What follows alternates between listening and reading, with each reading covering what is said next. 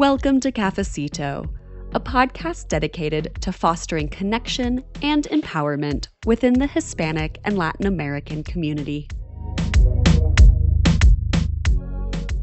We're going to get started today with our Cafecito with Ernie Perez.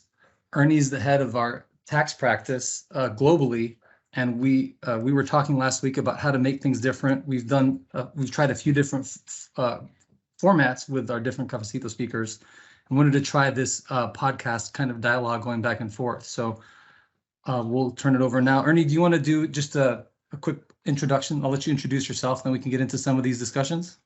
Sure. Thank you. First of all, thank you, AG, for extending the invite to join you all. It's a pleasure to be here, and I also commend you and the rest of the team for what you've done over the past year. It's pretty amazing what you guys have put together and some of the things you're thinking about. So kudos to you for taking the initiative. As a quick introduction, I've been with the firm for over 17 years, going close to 18 years now. I started my career, I grew up in South Florida, went to the University of Georgia, and also went to Georgia State University for law school. Started my career in 1992 at Arthur Andersen, thought I was going to stay there for the rest of my career. Made partner in 2001. I have the distinguished honor of being a member of the last class of partners of Arthur Andersen. Made partner in September of 01, and I was out the door in May of 02. After the Enron debacle, joined Deloitte for a couple of years, and then a partner that I really worked very close with at Andersen, who actually was part of leadership by the time Andersen imploded. Got to know Tony and Brian because, as many of you might know, it was Alvarez and Marcel who did the Arthur Andersen wind down when Andersen got into trouble. Got to know Tony and Brian, and in their infinite wisdom, mentioned to Bob Lowe, who was individual, why don't you come over and start a tax practice at A&M? Bob came over in 04, and he was somebody that I enjoyed working with. I went to Deloitte and as a partner, but I wanted to work with somebody who I respected, and he had a vision, a dream of creating something special, and came here and been here ever since. Started, my background is in really international tax, so I deal a lot over the years. Dealt a lot with all parts of the world, Latin America predominantly, but also Europe and Asia. And over time, I've had different assignments, and for the last 7 years, I've been heading up the tax practice. Wonderful, thank you. And we have some discussions we want to have around that here soon, especially for those of us who don't know tax other than our annual federal tax return that we dread, right? Yes. So, Ernie, you came to Miami from Cuba as a child, and as you and I have discussed, that's near and dear to my heart because my mom did the same thing. What was it like for you, just maybe earlier on on a personal level, growing up as an immigrant in Miami or in the U.S., I mean, overall, and then you, like you said, you went on to live in Georgia as well? Sure. You know, I came when I was 2 with my mother, single parent. And, you know, AG, growing up, you know, we felt like we owned this place, right?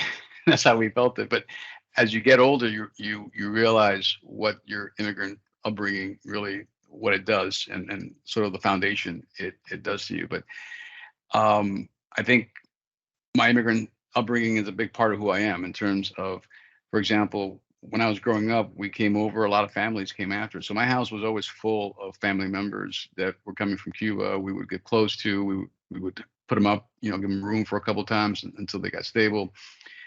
Saw that hard work and determination. So that was ingrained with me. But it really didn't hit me until I went to the University of Georgia. And I'll never forget this. I was at the University of Georgia.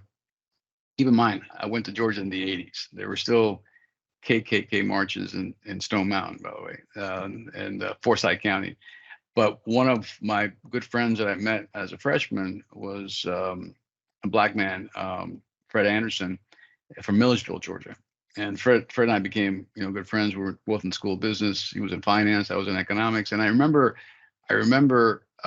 talking about what we wanted to do, what we were aspiring for. And him and I both wanted to go to law school.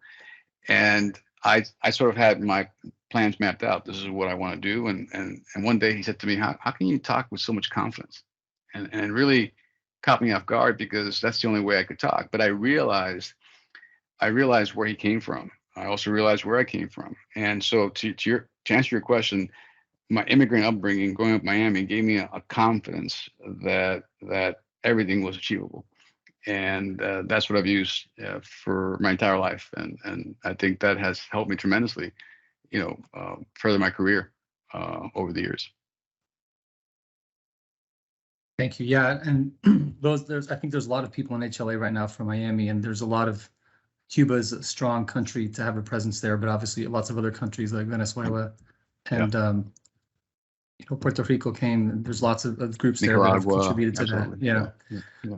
We're going to talk a little bit more about Miami in a second, but what I'm curious to see how much you remember, just your recollections of how things happened when the Mariel boat lift happened. I'm not trying to age you or date you, but you were around then, and then I was, because there was the growth, and then there was Mariel, and then things kind of went and came again, right? Yeah. Well, I remember, so Mariel happened, I was 13, 14 years old. And I remember getting in a car with my family and driving to Key West. And I still remember vividly, as the boats were coming in to Key West, we had our family members there, and we went to pick them up. Some of them went to detention centers. We had some family that actually were sent to Pennsylvania, others to detention centers in Florida. But we basically housed a lot of our family members and helped them get their footing and basically get them going. What people may or may not remember is that when Castro allowed for the folks to come, he also emptied his prisons. He emptied the prisons and basically put the folks, not only the prisons, but also the hospitals where you had mentally impaired individuals. So all those folks came to South Florida. And if you look at the early 80s, besides the drug trafficking and everything else, South Florida, I still remember there's a Time magazine cover of Miami called Paradise Lost. And because of some tourists that were here from Europe that they got killed. So Miami in the mid to early 80s was a place that was pretty crazy. And it wasn't until George Bush, the father, really started cracking down on the drug cartel and drug business down here, that things started to change. Yeah. I was very young when that happened, but I remember hearing, and I remember them calling them the Marielitos, right? Were the ones that came on the boat lift, and that was definitely a negative connotation. Yeah, it was not said out of endearment. Yeah, it wasn't a term of endearment. No. So going into a little more into the professional world now, for most people, taxes are paired with death, right? Yeah. But when you were interviewed by Hispanic Executive, you said you knew you had found your thing when you took your first tax class in law school. And I'm sure that's probably surprising to a lot of people, especially like an engineer like me. Could you talk about that? Had you thought about being a different type of attorney? Did that change you? What was that process like? Yeah, so I think I'm passionate about tax, so I think tax gets a bad rap. But if you think about tax, and you think about, I was an econ major right before I went to law school. So if you think about it, tax is about problem solving. So not that dissimilar from an engineer. So when you have a tax problem, it really makes you be creative and think about, how do I solve it? And then you have your facts and you have the law. And then is the law in your favor, or are the facts in your favor, and how can you basically do it? And in our case, most of us on this call probably think of tax as, your 1040s, right? But most of our clients, all of our corporate clients, private equity clients, have to navigate not only through U.S. tax, but taxes in all sorts of jurisdictions, which comes into play with supply chain, manufacturing centers, repatriation of profits, allocation of capital. So what I enjoyed about tax all these years is the problem solving aspect of it, because you're really helping create value to your clients by making sure the capital gets put to use in the most effective manner, and then deploy it and then use it in, whether it's manufacturing, whether it's creating jobs, whether it's giving back to the community. So I always tell our people in the tax, you play a big part in capital markets, because part of your job is not just to save people money, it's basically to make sure capital is deployed in a very efficient manner. It's interesting where you say that, because as you're talking about it, I remember an engineering class I took called Operations Research, where you have a set of parameters that give you constraints, and you have to find a solution to operate within those constraints. That sounds a lot like the the kind of problems you're solving. I got advice, by the way. I got advice a long time ago from somebody, one of my teachers, that he said, Ernie, when the law's on your favor, pound table with the law. If the facts are in your favor, pound the table with the facts. And if either the facts and the law are not in your favor, just pound the table and start screaming loud. maybe you win the argument that way. I've tried that before at home, and that's probably not the right place to do No, that. it doesn't work with the wife. Yeah. No. So when you had originally gone to law school, you weren't sure what kind of law you wanted to practice? What was your plan originally going in there? I knew I wanted to do some sort of business law. So first year of law school, you take required courses. So really, second year is when you start taking your electives, and took corporate law, took securities law, took commercial paper, and then I took a tax course, and tax won out. To be honest with you, AG, it had to do with the professor. The professor was probably one of the best professors I had, who just made the class interesting. So we got into class, it was problem solving, it was thinking outside the box, it was arguments as to why, what kind of position, is it policy? So all that created a favorable impression. And then I after my second year, I clerked with the chief counsel's office of the IRS, and that furthered my interest in the tax world. And that just opens up so many more jokes that you actually worked at the IRS. But we'll, yeah. No, that's good to know. I think that really helps out for a lot of people, and a lot of us, just as we're people that are still making decisions for their careers. But then also, one of the big things that I've been trying to sell and market for HLA is those of us that have a better understanding of the other practices and the other capabilities that we have at A&M, we're going to be able to be that much stronger, because then we can collaborate, right? And that's one of the things I want to try to do with HLA, is give us exposure to people in different practices with different skill sets that they might not otherwise come in contact with, on a day-to-day basis. Makes sense. Yeah. So can you talk about the evolution of A&M? You were asked by, Tony and Brian to start the practice through your connections when you met them through Arthur. How has it evolved in the 17 years that you've been here, in terms of, starting from where you were and where it is now globally? Yeah, when you go back, when I started, I'm gonna put this in perspective. I started, the firm we'll probably do close to $3 billion this year, the firm, 2.8 to 3 billion globally.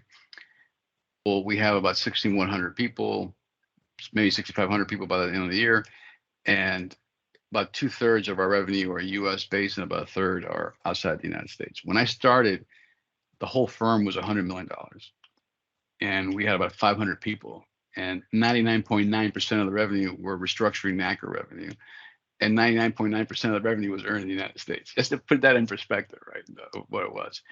But if you go back to that time frame, Sarbanes-Oxley had come out. It created a lot of dislocation in the marketplace, and Tony and Brian, to their credit, saw the opportunity to get into the tax business, get into what was called then business consulting, or CPI, corporate performance improvement today. Eventually, in 2006, got into the transaction advisory business, got into the D&I business, right, and so forth. So, so think about it in the context of, you have a restructuring practice that's been around for a long time. Every other business was nascent, just trying to grow. Forget about cross-selling, forget about working together. We were just trying to build a business. So it created just, tunnel vision to create your business. And it was, when I reflect on that time, it was a lot of fun, but we weren't doing a lot of cross collaboration. And the first seminal moment that happened for the firm was Lehman Brothers, the financial crisis of 06, 07, because it was really a seminal moment, because the firm couldn't handle all the work unless it brought people from tax. We had 30 people in the Lehman tax department, running the Lehman tax department, bringing transaction advisory folks to help unwind Lehman's private equity business, bringing business consulting folks to help out, bringing D&I folks to help out. So it was really what the first time the firm realized that what we're building here has synergies beyond just having, separate practices. So that was a big moment, which allowed us all to grow. And so as the firm has grown, I think what has happened is that a lot of the practices have been able to mind the opportunities. So when you look at the tax practice today, is about a $200 globally is about a $230 million practice. And primarily US and UK. We're growing now in the Netherlands. We have Mexico, we have Brazil, and it's growing. 50% of our work comes from direct market penetration, and 50% comes from us collaborating with big A&M, whether it's restructuring, whether it's private equity, or whether it's the corporate space. So I think that the firm has evolved. And by the way, I mentioned to you earlier that we'll probably do close to $3 billion. A third of those $3 billion are internal referrals. In other words, it's basically one division bringing in another division in. So I think where the firm is today is really in a fantastic place. And when you ask the question, how has it evolved? Has it evolved now to a point where we're connecting the dots? And to your point earlier about finding out what people do, that's how we connect the dots. Because the one thing that our entrepreneur platform has been great for the growth, but one of our struggles is we keep adding talent every day, and it's hard to keep up with the talent, what the skill set the talent brings in. So we need to make sure that we know exactly who's coming in, what they do, because when we connect the dots, that is when we really add value and do well in the marketplace. Thank you for listening. Make sure to subscribe to Cafecito so you never miss a new episode. Also, visit our website at alvarezandmarsal.com to learn more and to connect with us.